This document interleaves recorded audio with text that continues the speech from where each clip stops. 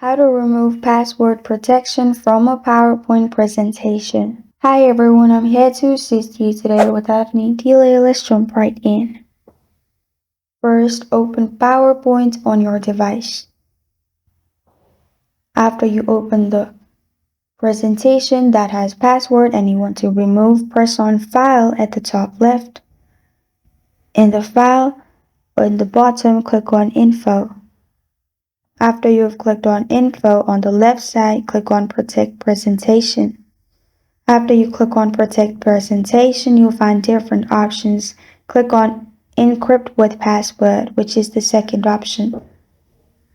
After you've clicked on Encrypt with Password, you'll find your password. Simply delete everything and then press on OK.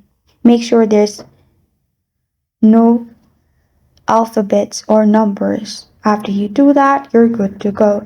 This is how to remove password protection from a PowerPoint presentation.